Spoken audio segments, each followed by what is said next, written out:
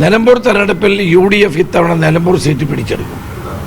കഴിഞ്ഞ ഇടതുപക്ഷ മുന്നണി കഴിഞ്ഞ തെരഞ്ഞെടുപ്പിൽ ജയിച്ച സ്ഥലമാണ്. ഇത്തവണ UDFന്റെ വിജയം സുനിശ്ചിതമാണ്.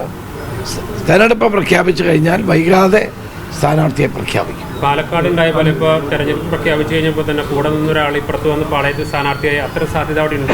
ഒരു സാധ്യതയും ഞാൻ കാണുന്നില്ല. പോയ ആളിൻ്റെ സ്ഥിതി എല്ലാവർക്കും അറിയാവുന്നതുകൊണ്ട് അങ്ങനെ ഒരു സ്ഥിതിയും നിലമ്പൂരിൽ ഉണ്ടാകാൻ പോകുന്നില്ല. കോൺഗ്രസ് ഒറ്റക്കെട്ടായി UDF ഒറ്റക്കെട്ടായി തെരഞ്ഞെടുപ്പിനെ നേരിടും. വൻ വിജയം ഞങ്ങൾ നേരിടും. അൻവർ UDFന് പിന്തുണ നൽകിയ ആളാണ്. ഇന്നലെ പ്രതിപക്ഷ നേതാവും കാര്യങ്ങൾ പറഞ്ഞതാണ്.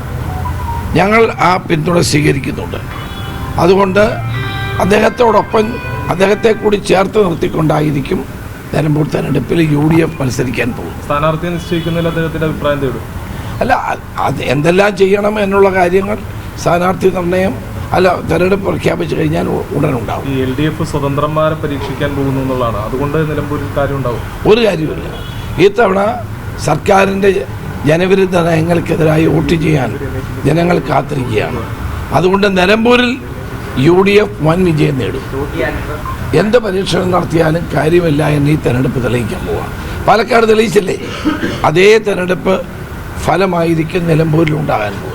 ഈ അൻവർ നിലമ്പൂർ ഇലക്ഷന് മുമ്പ് UDF പ്രവേശനം തന്നെ ഉണ്ടാകുമെന്നാണ് പറഞ്ഞത്. അങ്ങനെ എന്തെങ്കിലും തരത്തിലുള്ള ചർച്ചകൾ നടക്കുന്നുണ്ട്? അൻവർ UDF-ൽ അത് ഇതുവരെ ചർച്ചകളായിട്ടില്ല. അദ്ദേഹത്തിൻ്റെ പിന്തുണ ഞങ്ങൾ സ്വീകരിക്കുമെന്ന് പറഞ്ഞിട്ടുണ്ട്. മറ്റു കാര്യങ്ങൾ ചർച്ചകളിലൂടെ തീരുമാനിക്കും.